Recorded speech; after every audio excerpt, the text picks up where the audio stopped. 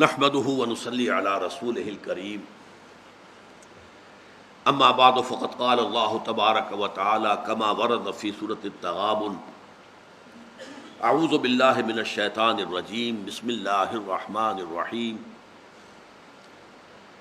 الم يأتكم نبأ الذين كفروا من قبل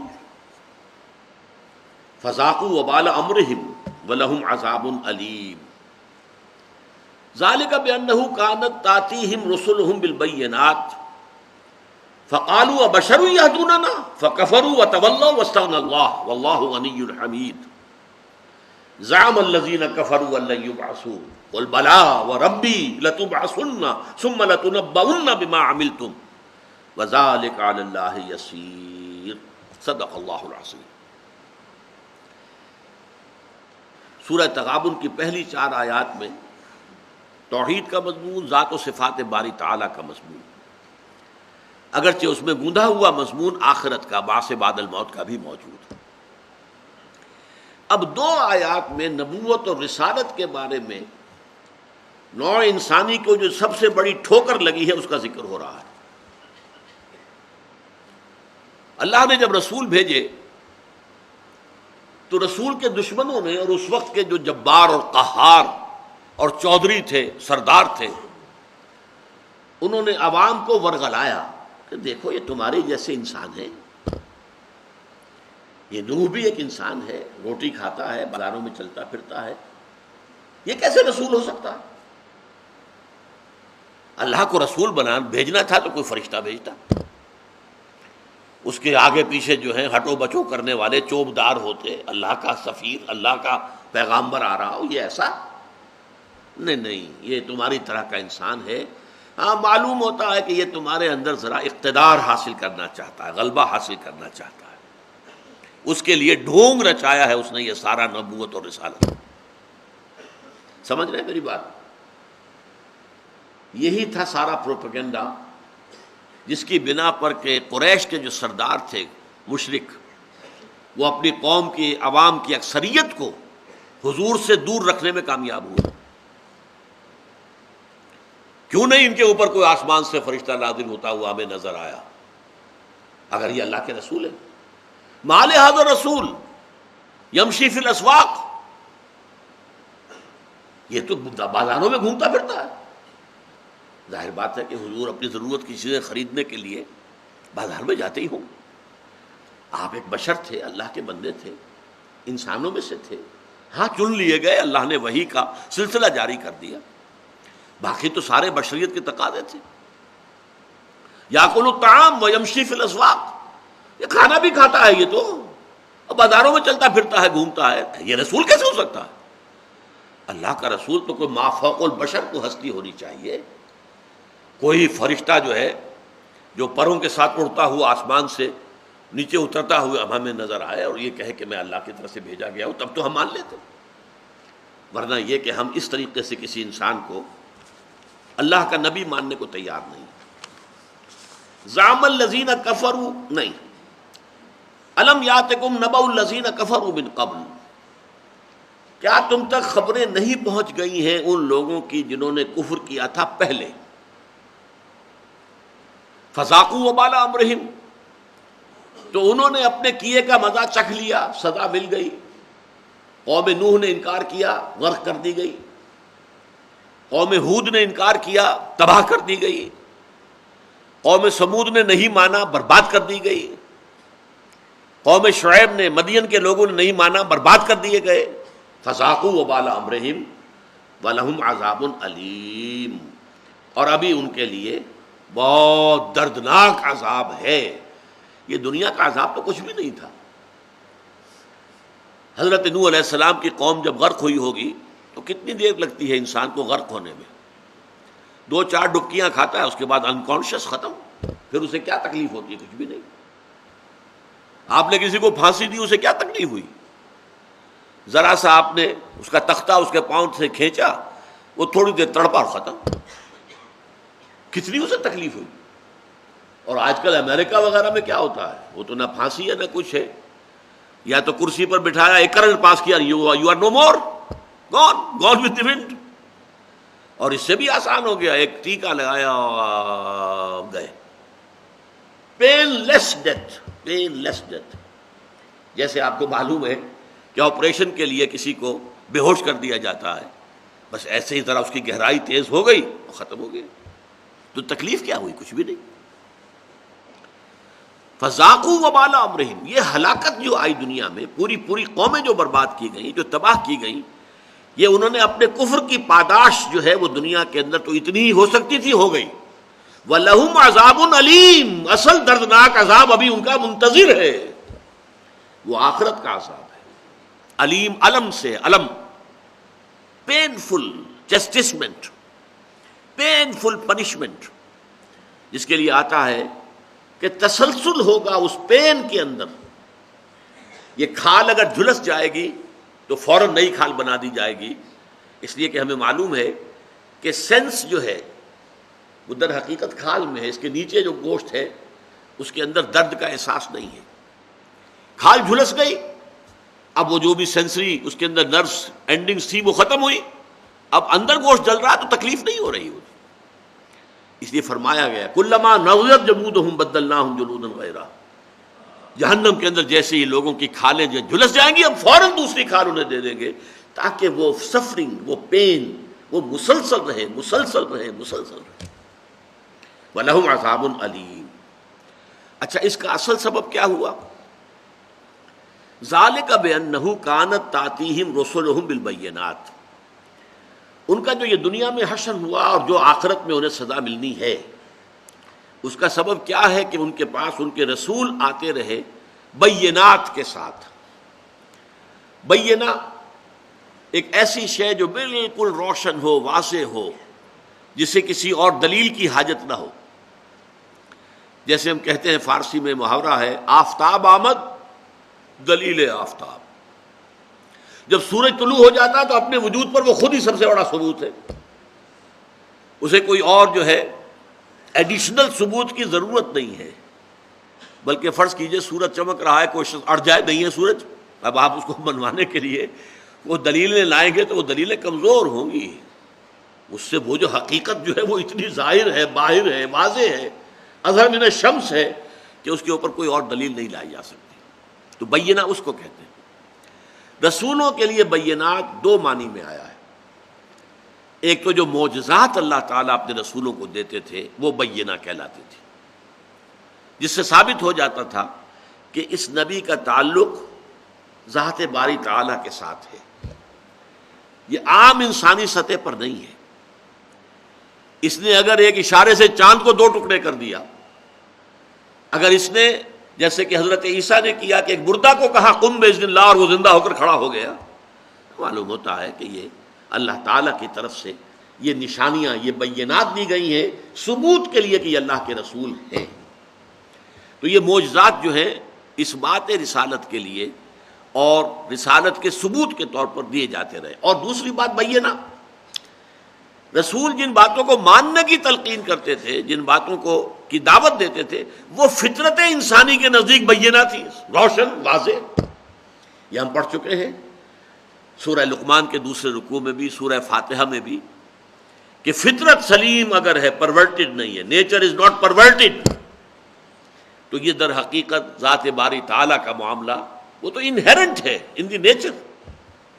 اس کی صفات کمال جو ہیں وہ انسان جانتا ہے بائی ہز ویری نیچر. نیکی نیکی ہے، بدی بدی ہے، he knows it by his very nature. یہ ضروری نہیں ہے لمبی لسٹ بنائی جائے کہ یہ نیکیاں ہیں اور یہ ادھر جو ہیں یہ بدیاں ہیں، نہیں، ایوری بڈی نوز اٹ.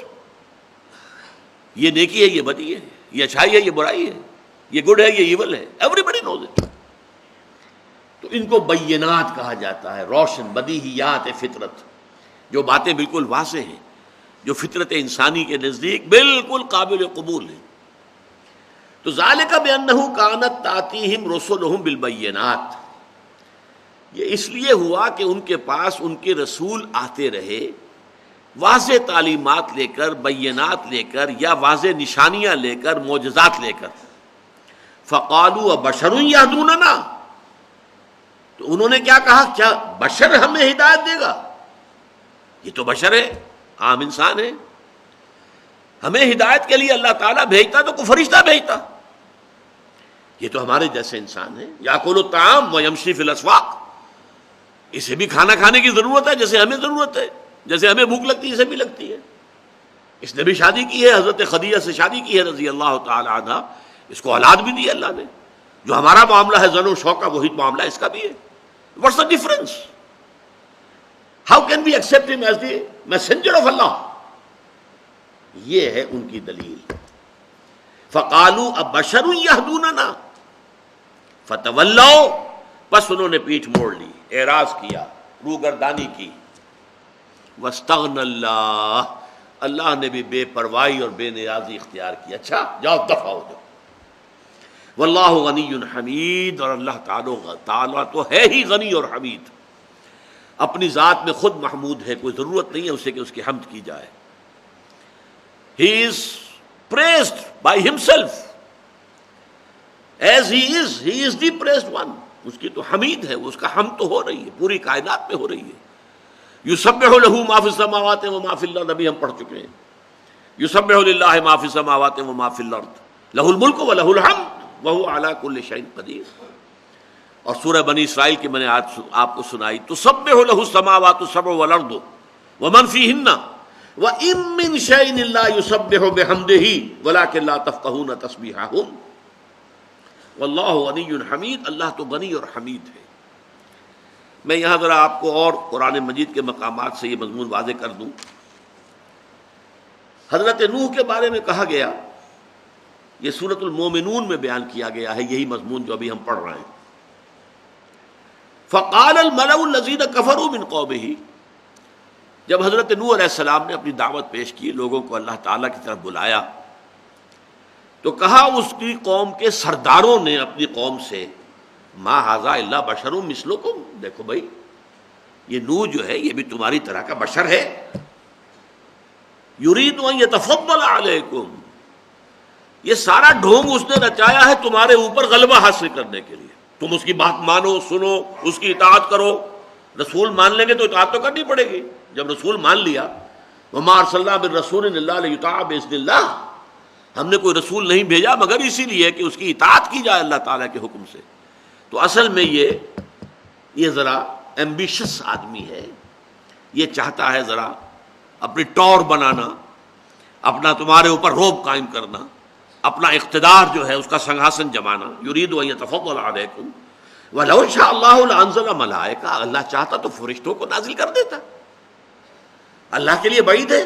نہیں, فرشتے آ جاتے, ہم دیکھتے آسمان سے اتر رہے ہیں, پروں والی مخلوق ہے, اور وہ آ کر کہے کہ بھائی ہم اللہ کے پیغامبر ہیں, رسول ہیں, اور ہم تمہیں اللہ کی طرف دعوت دیتے ہیں, تو تب تو بات ہوتی. یہ تو انسان ہے. فقال الملأ الذين كفروا من قومه ما هذا الا بشر مثلكم يريد ان يتفضل عليكم ولو شاء الله لانزل ملائكه. اسی طرح حضرت ہود یا حضرت صالح کے بارے میں فرمایا اسی سورہ مومنون میں, وقال الملأ من قومه الذين كفروا وكذبوا بلقاء الآخرة واعترفناهم في الحياة الدنيا, اور کہا ان کی قوموں کے ان سرداروں نے اور چودھریوں نے جنہوں نے کفر کیا تھا اور آخرت کی ملاقات کا انکار کیا تھا, اور دنیا میں ہم نے انہیں کوئی دولت دے دی تھی, کوئی حیثیت دے دی تھی, کوئی وجاہت دے دی تھی. انہوں نے کیا کہا, ما ھذا الا بشر مثلکم, یہ جو ہود ہیں یا صالح ہیں یہ بھی تمہاری طرح کے انسان ہیں. یاکل مما تاکلون منہ, جو کچھ تم کھاتے ہو وہی کھاتے ہیں. تم گندم کھاتے ہو وہ بھی کھاتے ہیں, تم چاول کھاتے ہو وہ بھی کھاتے ہیں. وَيَشْرَبُوا مِمَّا تَشْرَبُونَ, اور وہ بھی پیتے ہیں وہی کچھ جو تم پیتے ہو. پانی تم پیتے ہو وہ بھی پیتے ہیں. وَلَئِنْ أَطَعْتُمْ بَشَرًا مِثْلَكُمْ, اور دیکھو اگر تم نے اپنے جیسے ایک انسان کی اطاعت کی, إِنَّكُمْ إِذًا لَخَاسِرُونَ, تو تم لوگ بڑے ہی خسارے میں, گھاٹے میں پڑ جاؤ گے. اس میں بڑی لطیف بات کیا ہے, وہ سردار یہ تو کہتے تھے کہ ہماری اطاعت کرو, ہم چودھری ہیں, ہم سردار ہیں, ہم قبیلے کے بڑے لوگ ہیں. تو گویا کہ آخر وہ بھی بشر تھے, تو بشر ہونے کے ناطے, بشر ہونے کے باوجود وہ اپنی اطاعت ڈیمانڈ کرتے تھے کہ ہمارا حکم مانو, ہم سردار ہیں. لیکن یہی حق رسول کو دینے کو تیار نہیں تھے. اور دلیل کیا تھی؟ یہ رسول تو ہو ہی نہیں سکتے، کیسے ہو سکتے؟ یہ تو ہماری طرح کے انسان ہیں، تمہاری طرح کے انسان ہیں، کھاتے ہیں پیتے ہیں، ان کی اولاد ہے، ان کی رشتہ داریاں ہیں۔ حضرت موسیٰ اور حضرت ہارون علیہ السلام کے بارے میں جو بات کہی گئی یہ سورۃ الفرقان میں، فَقَالُوا أَنُؤْمِنُ لِبَشَرَيْنِ مِثْلِنَا وَقَوْمُهُمَا لَنَا عَابِدُونَ، نہیں، یہ وہی سورہ مومنون ہے۔ فرعون اور اس کے سرداروں نے کہا أَنُؤْمِنُ لِبَشَرَيْنِ مِثْلِنَا، کیا ہم دو اشخاص کو پر ایمان لے آئیں جو ہمارے جیسے ہیں؟ موسیٰ اور ہارون دو تھے نا، لِبَشَرَيْنِ مِثْلِنَا، اپنے جیسے دو انسانوں پر ہم ایمان لے آئیں۔ وَقَوْمُهُمَا لَنَا عَابِدُونَ، اور اس سے بھی بڑھ کر بات یہ کہ ان کی قوم ہماری غلام قوم ہے، ہمارے غلاموں میں سے ہونے کے باوجود آج تقاضا یہ کیا جا رہا ہے کہ ہم ان کا کہنا مانیں۔ بنی اسرائیل بیچارے دبے ہوئے تھے، پسے ہوئے تھے، ان کی مصیبتیں جو ان کے اوپر آ رہی تھی قوم فرعون کی طرف سے، ان میں بری طریقے سے مبتلا تھے۔ وَقَوْمُهُمَا لَنَا عَابِدُونَ، یہ ان کی قوم جو ہے یہ اسرائیلی ہے، بنی اسرائیل میں سے ہے، اور ان کی قوم جو ہے ہماری غلام ہے، ہمارے خادم ہیں، ہمارے غلاموں کی طرح ہے۔ تو ایک غلام قوم کے دو افراد ویسے انسان ہونے کے ناطے ہمارے جیسے ہیں، ٹھیک ہے، لیکن ہیں تو غلام قوم سے، تو ہم ان کی بات کیسے مانیں؟ اور سورۃ الفرقان میں حضور کے بارے میں کہا گیا وَقَالُوا مَا لِهَذَا الرَّسُولِ يَأْكُلُ الطَّعَامَ وَيَمْشِي فِي الْأَسْوَاقِ، یہ کیسے رسول ہو سکتے ہیں؟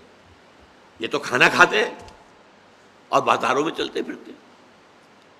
یہ تھی سب سے بڑی گمراہی، اور یہ تھا وہ بہانہ کہہ لیجئے، عذر کہہ لیجئے، گمراہ کن دلیل کہہ لیجئے، جس سے کہ ان قوموں کے سرداروں نے، چودھریوں نے اپنی قوموں کی مت مار دی، اور قوموں نے حضرت نوح کا انکار کیا، حضرت ہود کا انکار کیا، حضرت صالح کا انکار کیا، آل فرعون نے حضرت موسیٰ اور ہارون کا انکار کیا۔ قریش کی اکثریت جو تھی وہ تو بعد میں جو ہے فتح مکہ کے بعد جو صورتحال ہوئی وہ اور ہوئی، لیکن ہجرت سے پہلے پہلے تو شکل یہی تھی نا کہ مکے کی اکثریت نے حضور کا انکار کیا، چند لوگ ایمان لائے، وہی ہجرت کر کے چلے گئے۔ اچھا، اب میں ایک عجیب نکتہ آپ کو بتانے چلا ہوں، غور کیجئے گا۔ میں کنٹروورشیل قسم کے مضامین سے اپنے ان دروس کو پاک رکھنا چاہتا ہوں۔ ہمارے ہاں حضور کے بارے میں یہ بحث کہ حضور بشر تھے یا نہیں تھے، ایک طبقہ کہتا ہے بشر نہیں تھے، نور تھے، ایک طبقہ کہتا نہیں بشر تھے۔ عوامی سطح پر جو واعظ قسم کے لوگ ہوتے ہیں انہوں نے ان مسائل کو اتنا اچھالا ہے، لوگوں کے ذہنوں کو پراگندہ کر دیا، حالانکہ قرآن مجید کے اندر ہے قُلْ إِنَّمَا أَنَا بَشَرٌ مِثْلُكُمْ يُوحَىٰ إِلَيَّ أَنَّمَا إِلَٰهُكُمْ إِلَٰهٌ وَاحِدٌ۔ اے نبی کہہ دیجئے، سورہ کہف کی آخری آیت ہے، کہہ دیجئے ان لوگوں سے کہ میں تمہاری طرح کا بشر ہوں، ہاں فرق یہ ہے کہ مجھ پر وحی آئی ہے کہ تمہارا اللہ کے سوا کوئی معبود نہیں۔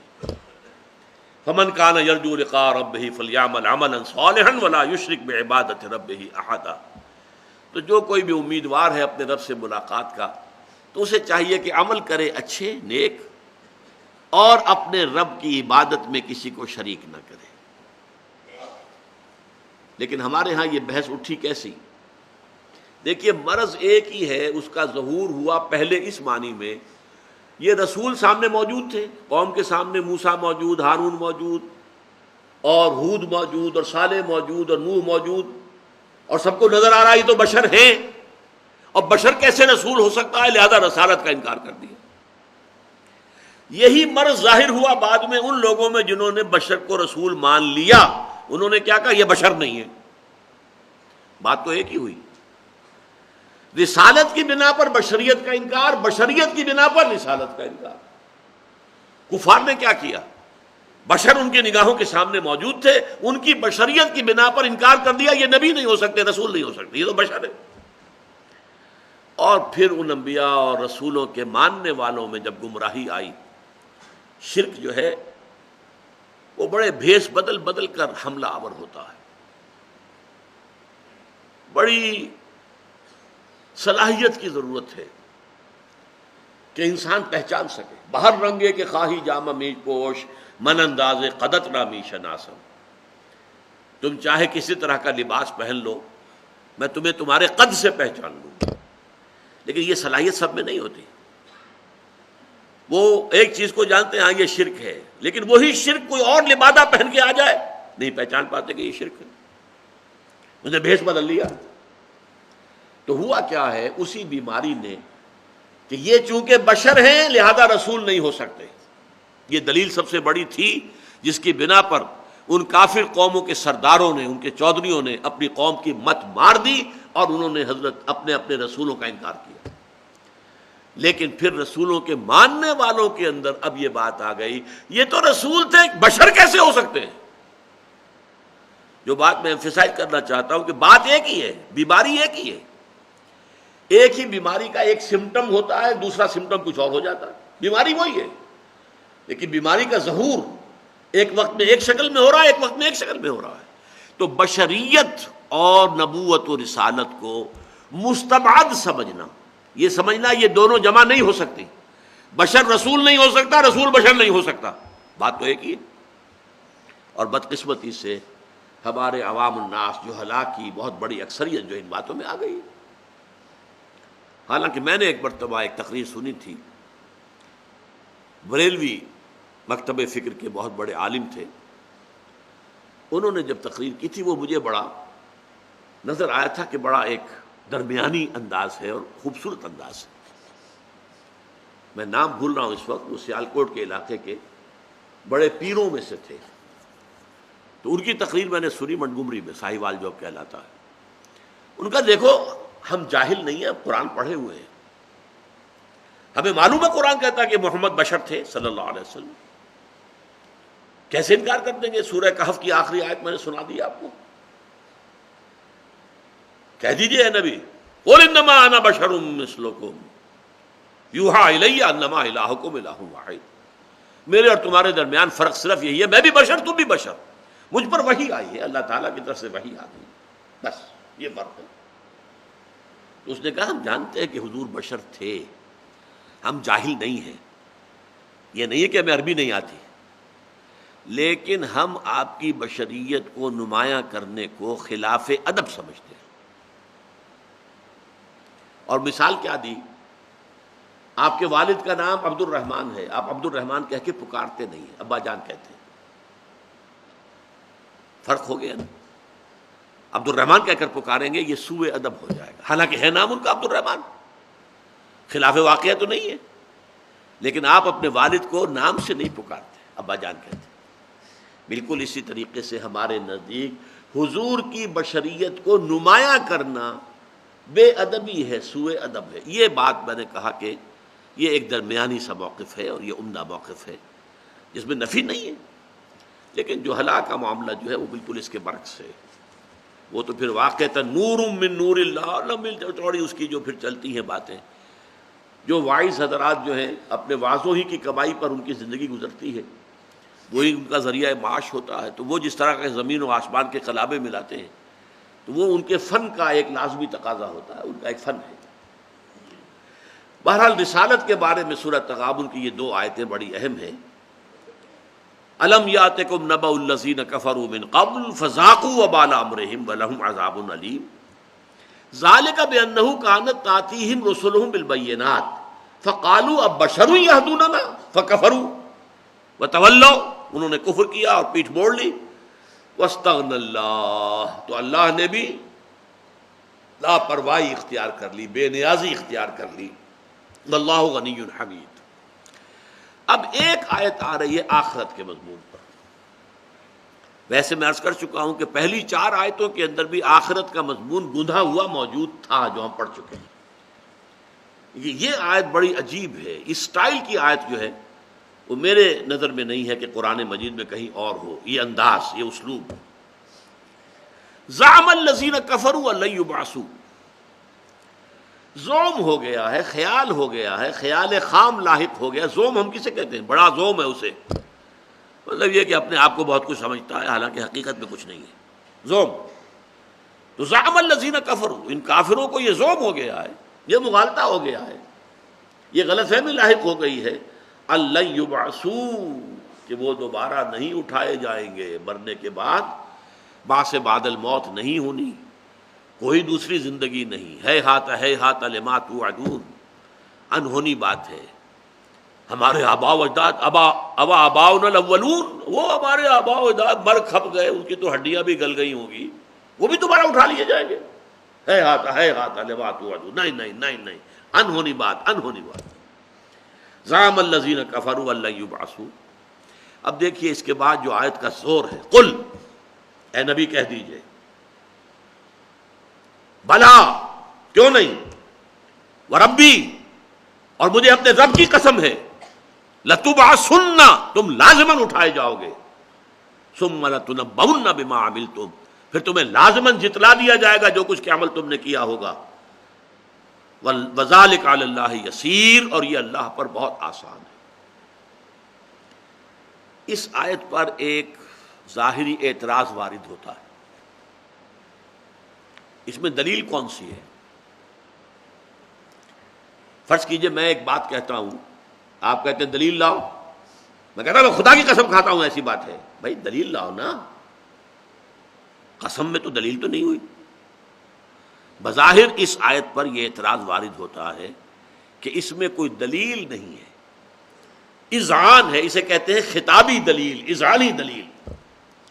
متکلم کا یقین جو ہے وہ خود ایک دلیل بن جاتا ہے، بشرطے کہ متکلم جو ہے اس کی اپنی شخصیت ہو، وجاہت ہو، اس کا اخلاقی مقام بلند ہو، اس لیے کہ اس صورت میں اس کی پوری شخصیت وزن لے کر آئی ہے اپنا۔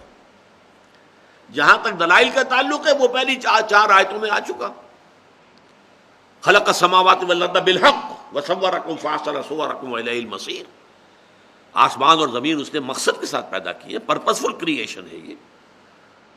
ربنا ما خلقت ھذا باطلا سبحانک فقنا عذاب النار، وہ دلیل تو آ گئی، لیکن یہاں جو ہے اذعانی دلیل، خطابی دلیل، اے نبی کہہ دیجئے قل بلا وربی لتبعثن، کیوں نہیں، میں اپنے رب کی قسم کھا کر کہتا ہوں کہ تمہیں لازماً اٹھایا جائے گا۔ یہاں جیسا کہ میں نے عرض کیا، دلیل کیا ہے؟ متکلم کی شخصیت۔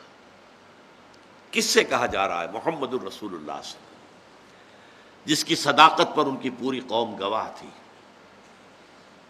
جس نے کبھی جھوٹ نہیں بولا، جس کو اس کی قوم نے ہی چاہے مانا نہیں نبی یا رسول، الصادق اور الامین مانا ہے، سچے ہیں، امانت دار ہیں، یہ تو مانا ہے نا۔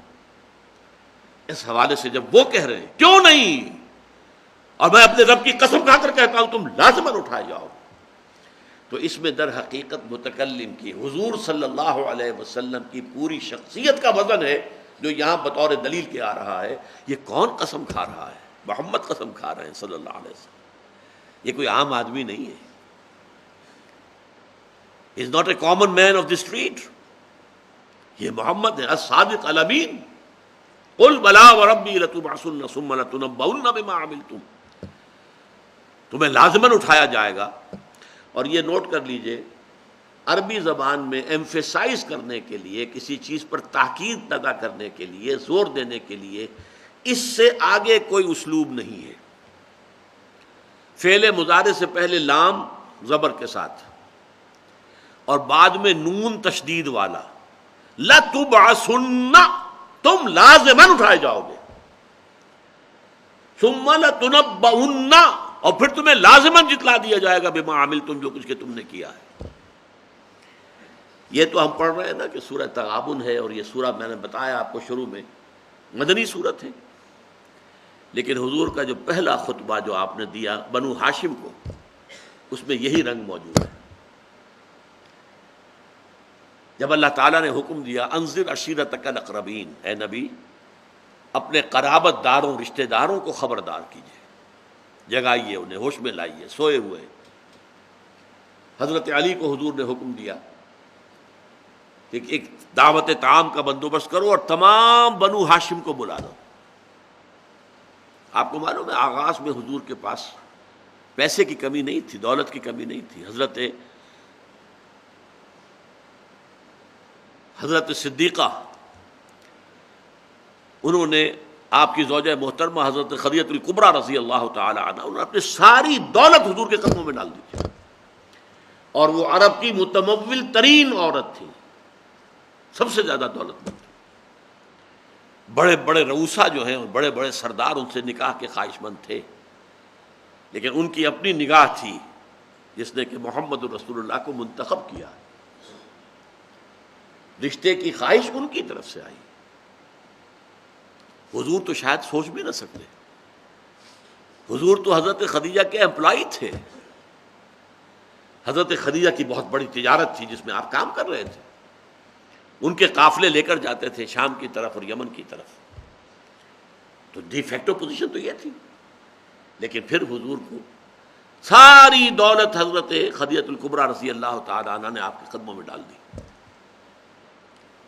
لہذا دولت کی کمی نہیں تھی۔ اس حوالے سے پورے بنو ہاشم کی دعوت کا اہتمام کیا، کھانا کھلا کر پھر اب آپ کھڑے ہوئے کچھ اپنی دعوت اور تبلیغ پیش کرنے کے لیے، تو لوگوں نے ہوٹنگ کی، شور مچایا اور چلے گئے، بات نہیں سنی آپ کی، جیسے ہوتا آج کل بھی ہوتا ہے، ہمارے یہاں ہوتا ہے ہوٹنگ کرو،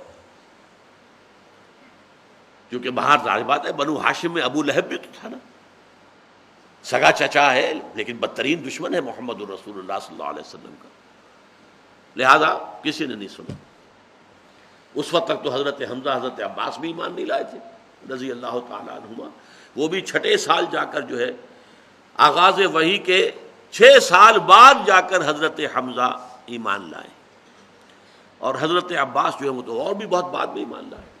12 تو پورے بنی ہاشم کو کھانا کھلایا اور آواں دعوت پیش کی تو سب نے نہیں سنی، چلے گئے۔ آپ نے پھر یہ ہے کہ چند دن کا بیچ میں کوئی وقفہ ڈال کر پھر حضرت علی کو کہا پھر دوبارہ دعوت طعام کا بندوبست کرو۔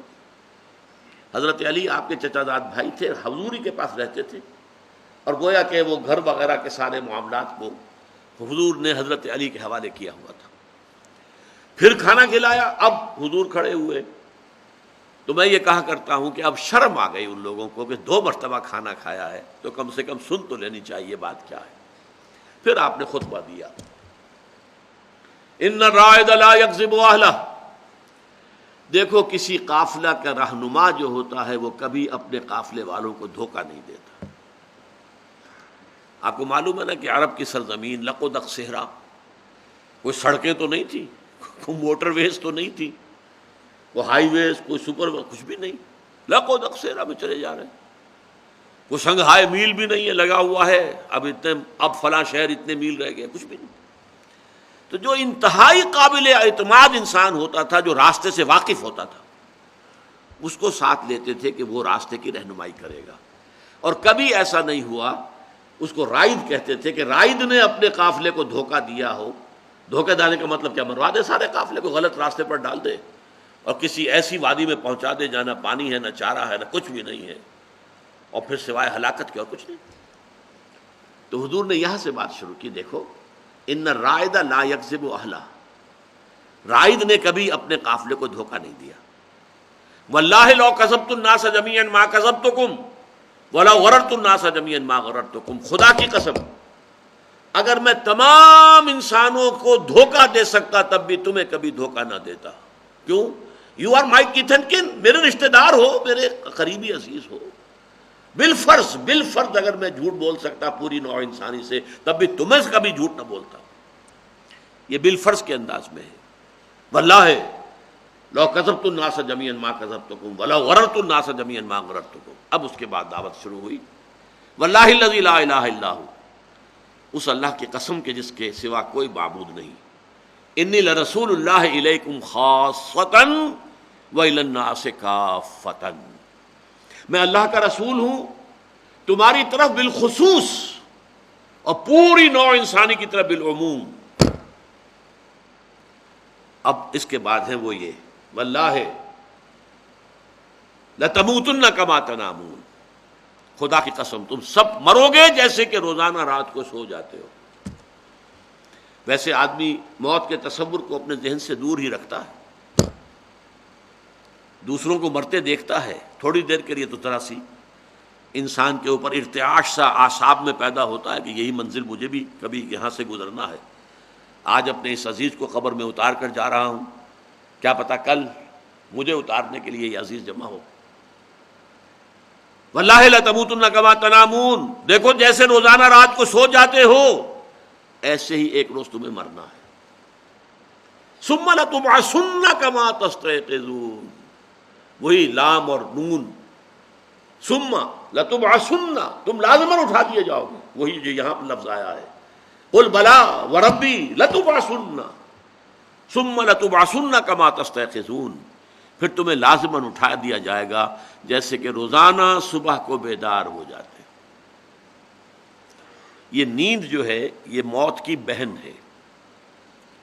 نیند میں ہمارا شعور، ہمارا کانشسنس ہم سے سلب کر لیا جاتا ہے. اس سے اگلا قدم یہ کہ ہماری جان بھی سلب کر لی جائے. تو نیند جو ہے موت کی بہن ہے. حضور نے اسی کو تمثیل کے طور پر اختیار کیا. واللہ لتموتن کما تنامون ثم لتبعثن کما تستيقظون ثم لتحسبن بما تعملون. یہ جو نیند کو موت کی بہن قرار دیا میں نے، اس کی ایک جو اور اس سے جڑتا ہوا مسئلہ نوٹ کر لیجئے. حضور کی جو دعا صبح آنکھ کھلنے پر مسنون ہے، الحمد للہ الذی احیانی بعد ما اماتنی والیہ النشور. کل حمد، کل تعریف، کل شکر اس اللہ کے لیے ہے جس نے مجھے زندہ کیا اس کے بعد کہ مجھ پر موت وارد کر دی تھی.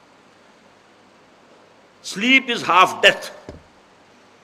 تو جیسے روزانہ رات کو ہم سوتے ہیں صبح اٹھ جاتے ہیں، ایسے ہی ایک ہماری زندگی کی شام آئے گی جس میں کہ ہم مر جائیں گے، اور پھر بعد سے بعد الموت کی صبح آئے گی جس میں کہ ہم اٹھا لیے جائیں گے. ثم لتحسبن بما تعملون، پھر تمہارا حساب لیا جائے گا جو کچھ کہ تم کر رہے ہو. ثم لتجزون، پھر تمہیں لازماً بدلہ ملے گا، جزا ملے گی. بالاحسان احسانا وبالسوء سوءا، بھلائی کا بھلا بدلہ ملے گا، نیکیوں کی نیک جزا ملے گی، اور بدیوں کا برا بدلہ ملے گا، سزا ملے گی. وَإِنَّهَا لَجَنَّةٌ أَبَدًا وَلَنَارٌ أَبَدًا، اور وہ کیا ہے جزا؟ یا جنت ہے ہمیشہ ہمیش کے لیے، فراح و ریحان و جنت نعیم، اور یا پھر آگ ہے ہمیشہ ہمیش کے لیے. یہ خطبہ، یہ انداز یہ ہے. زعم الذین کفروا ان لن یبعثوا قل بلا وربی لتبعثن ثم لتنبؤن بما عملتم. کہہ دیجئے اے نبی کیوں نہیں، مجھے میرے رب کی قسم ہے تم لازماً اٹھائے جاؤ گے اور پھر تمہیں جتلا دیا جائے گا جو کچھ کہ تم نے کیا ہوگا. وَذَلِكَ عَلَى اللَّهِ يَسِيرٌ، یہ اللہ پر بہت آسان ہے. کیوں؟ وَهُوَ عَلَى كُلِّ شَيْءٍ قَدِيرٌ. اگر تو تم نے اللہ کو مانا ہے تو وہ اللہ کون ہے؟ عاجز اللہ ہے. یا عَلَى كُلِّ شَيْءٍ قَدِيرٌ اللہ ہے، ہر شے پر قادر. اگر ہر شے پر قادر ہے تو پھر تمہیں یہ اعتراض کرنے کا حق ہی نہیں کہ کیسے ہو جائے گا. ہر شے میں تو یہ بات شامل ہے. بلکہ ہم اگلی سورہ جب پڑھیں گے، سورہ قیامہ آخری درس ہوگا ہمارے دوسرے حصے کا، تو اس میں تو اسی کو دلیل بنایا گیا. الیس ذالک بقادر علی ان یحیی الموتى. ذرا اپنے وجود پر تصور کرو، ذرا سوچو اور کرو. کیا تم گندے پانی کی ایک بوند نہیں تھے جو ٹپکائی گئی تھی؟ اسی سے اللہ نے بنایا تمہیں، تمہارا پورا وجود. ماں کے رحم میں تم نے پرورش پائی، پھر تمہاری ولادت ہوئی، پھر تم بڑھے. اسی میں سے، اسی گندے پانی کی بوند سے سقراط بھی اور افلاطون بھی اور ارسطو بھی اور انبیاء بھی اور اولیاء اللہ بھی، سب کے سب. الیس ذالک بقادر علی ان یحیی الموتى، وہ ہستی جس کی قدرت کا یہ عالم ہے، جس کی خلاقی کا یہ عالم ہے، جس کی تخلیقی قوت جو ہے وہ اس درجے کی ہے، کیا وہ اس سے عاجز رہے گا کہ وہ تم مردہ کو زندہ نہیں کر سکے گا؟ ذرا سوچو تو صحیح. اگر تمہیں استبعاد ہو رہا ہے تو یہ تمہارے ذہن کی تنگی ہے. بہرحال یہ آج 7 آیتیں مکمل ہوئی ہیں جن میں ایمانیات ثلاثہ کا نیریٹو، ایفرمیٹو انداز کے اندر ذکر ہے. 4 میں ذات و صفات باری تعالیٰ بنیادی طور پر، اگرچہ اسی میں بعث بعد الموت اور قیامت کے جو دلائل ہیں وہ بھی مضمر ہیں، گندھے ہوئے۔ دو میں رسالت کے بارے میں جو سب سے بڑی گمراہی ہوئی، اس گمراہی کا ایک ظہور ہوا رسولوں کی موجودگی میں ان کی قوموں نے ان کو رسول ماننے سے اس لیے انکار کر دیا کہ وہ ان جیسے بشر تھے، اور اسی گمراہی کا پھر جو ہے ظہور ہوا کہ ان کے ماننے والوں نے انہیں بشریت کی حد سے نکال کر باہر کر دیا۔ حضرت عیسیٰ ابن مریم کو اللہ کا بیٹا بنا دیا، ہوا کہ نہیں؟ عزیر کو خدا کا بیٹا بنا دیا، عزیر ابن اللہ۔ نبیوں کے ماننے والوں نے اپنے غلو عقیدت کی بنیاد پر ان نبیوں کی بشریت کا انکار کیا۔ وہی گمراہی، وہی بیماری جو وہاں ظاہر ہوئی تھی اس شکل میں، یہاں ظاہر ہو گئی اس شکل میں۔ آخری بات یہ کہ قیامت، آخرت یہ ہونے والی ہے، جس کسی کو بھی یہ مغالطہ ہو گیا ہے کہ یہ انہونی بات ہے، اس کے لیے جو منطقی دلائل ہے وہ اپنی جگہ۔ سب سے بڑی دلیل محمد الرسول اللہ کی شخصیت ہے صلی اللہ علیہ وسلم۔ آپ کی صداقت اور آپ کی امانت کا لوہا آپ کی قوم نے مانا، اور آج پوری دنیا مان رہی ہے۔ تاریخ انسانی کا عظیم ترین انقلاب محمد نے برپا کیا صلی اللہ علیہ وسلم۔ Doctor Michael Hart, the author of the 100، ایک کتاب لکھتا ہے، a selection and gradation of the 100 most influential personalities of human history. پوری انسانی تاریخ سے 100 آدمی چن لیے، انہوں نے تاریخ پر بڑا اثر مترتب کیا، تاریخ کے رخ کو بدلا۔ یہ تو سلیکشن ہو گیا۔ گریڈیشن، ان میں سب سے بڑا کون جس نے سب سے زیادہ تاریخ کے رخ کو بدلا؟ پھر نمبر 2 کون، نمبر 3 کون، نمبر 4 کون؟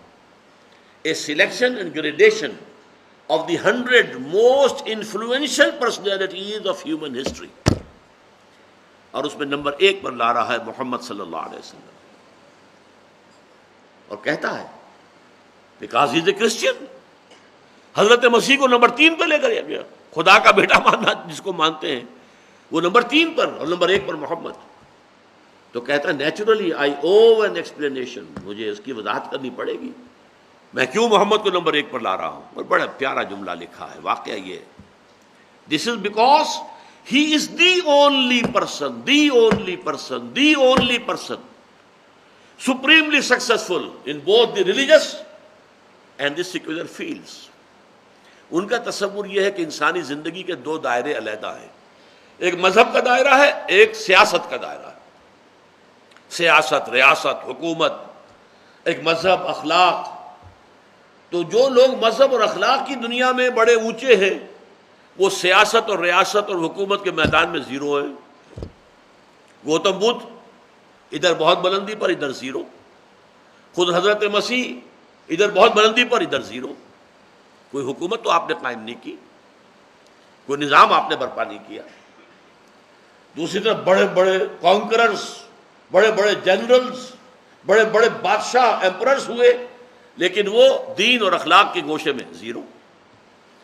یک رخی شخصیتیں، جتنی بڑی شخصیتیں سب یک رخی ہیں، یا ادھر یا ادھر۔ while Muhammad is the only, میں انڈرلائن کر رہا ہوں اس کو، ایک ہی انسان ہے پوری انسانی تاریخ کے اندر جو دونوں میدانوں میں انتہائی کامیاب ہے۔ وہ is supremely successful in both the religious and the secular fields. تو یہ اس کا قول ہے، قل بلا وربی لتبعثن ثم لتنبؤن بما عملتم وذلك علی اللہ یسیر۔